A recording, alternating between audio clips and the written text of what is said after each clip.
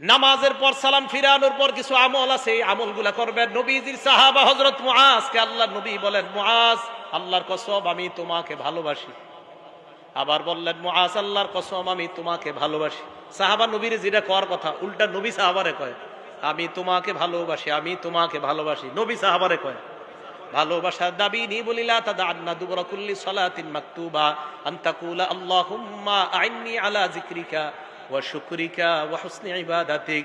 মুআজ তুমি কখনো নামাজের পর এই আমলটা ছাড়বা না।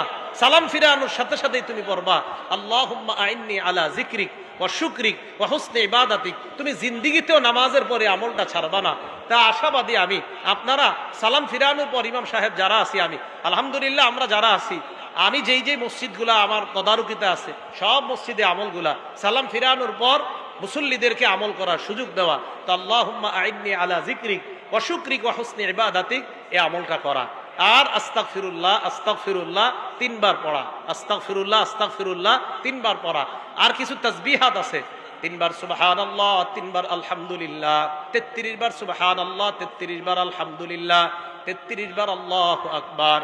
99 হওয়ার পর 34তম বারে পড়বেন, মানে 34তম বার মানে আল্লাহু আকবার 33 বার বলার পর 34তম, আর 3 33 99 হওয়ার পর 100তম বারে পড়বেন লা ইলাহা ইল্লাল্লাহু ওয়াহদাহু লা শারীকা লাহ লাহুল মুলকু ওয়া লাহুল হামদু ওয়া হুয়া আলা কুল্লি শাইইন কাদির। এই দোয়াটা যদি কেউ পড়ে, রাসূল আকরাম সাল্লাল্লাহু আলাইহি সাল্লাম বলেন এই 100 বার হওয়ার পর গুফিরাত খাতায়া ওয়া ইন কানাত মিসলা জাবাদিল বাহরি, সমুদ্রের ফেনা পরিমাণ গুনাহ হলেও তার গুনাহ আল্লাহ মাফ করে। আরেকটা পড়েন আমার সাথে, সুবহানাল্লাহি ওয়া বিহামদিহি। বাস এটুকুই 100 বার। কয়বার? এটা যদি 100 বার পড়েন, আল্লাহ নবী বলেন এটা পড়লেও সমুদ্রের ফেনা পরিমাণ গুনাহ যদি হয় তার গুনাহ আল্লাহ মাফ করে দেয়।